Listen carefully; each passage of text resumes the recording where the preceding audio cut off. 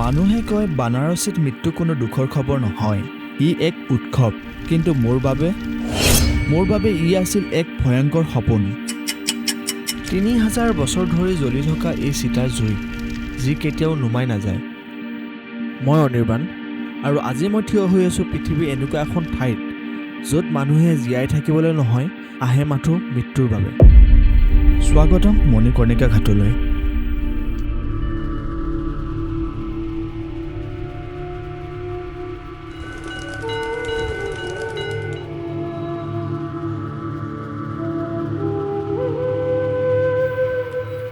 কাশীৰ এই গলিবিলাক একোটা যেন ৰহস্যৰ মেৰপাক। ইয়াৰ বতাহত মিহলি হৈ আছে ধূপৰ গোন্ধৰ সৈতে পোৰা খৰিৰ গোন্ধ।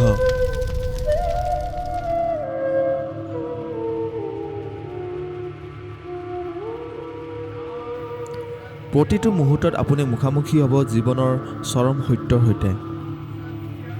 মোৰ অলপ ভয় লাগিছিল, কিয়নো এই গলিটোৰ সিপাৰে আছে যমৰাজাৰ দুৱাৰ।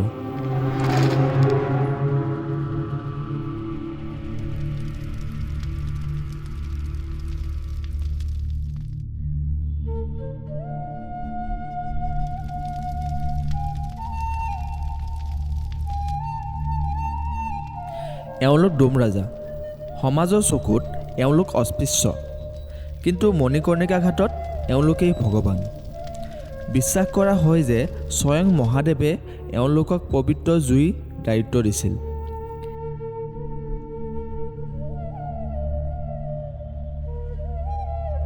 মই এতিয়া ৰাতি মণিকৰ্ণিকা ঘাটত থিয় হৈ আছোঁ, আৰু আপুনি চাব পাৰে মোৰ চাৰিওফালে ডেড বডি জ্বলি আছে।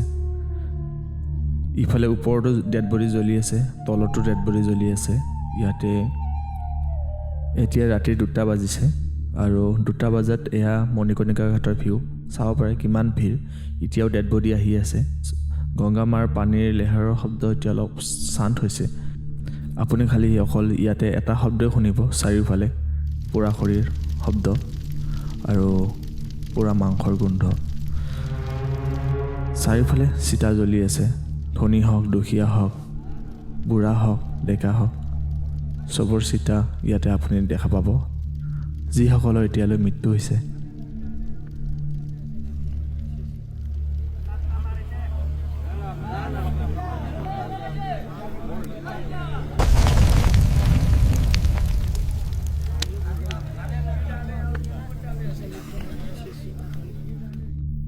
সেইফালে চিতা সজাই থকা হৈছে। এয়া চাব পাৰে খৰিৰ দাম। ইফালে নৌকাটো খৰিৰ দাম আছে, পূৰা খৰিৰ নৌকা দি লৈ আহে।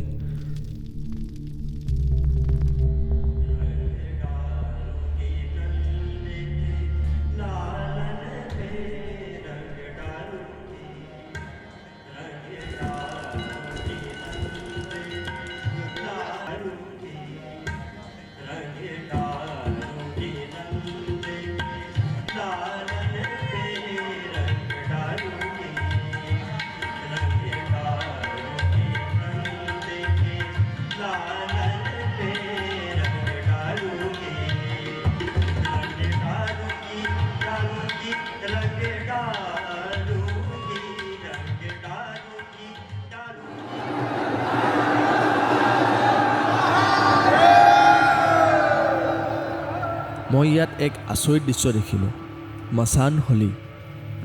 আৰু ইয়াত এটাই শব্দ শুনা পোৱা যায়, আৰু সেইটো হ'ল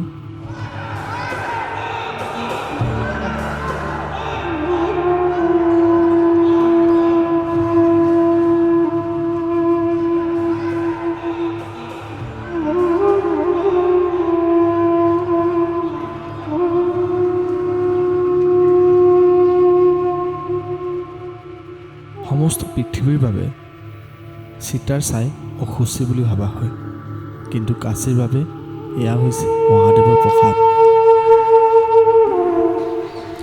যেতিয়া এই ছাই মোৰ গাত পৰিল, মোৰ সমস্ত ভয় নোহোৱা হৈ গ'ল।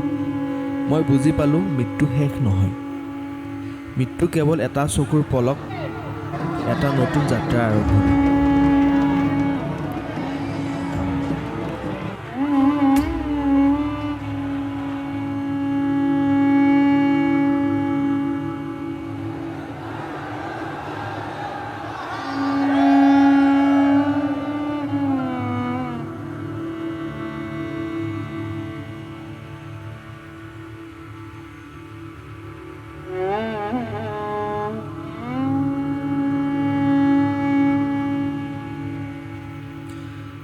যদি আপুনি জীৱনক প্ৰেম কৰে তেন্তে এবাৰ মণিকৰ্ণিকা ঘাটলৈ আহক নিজৰ মৃত্যুক অনুভৱ কৰিবলৈ।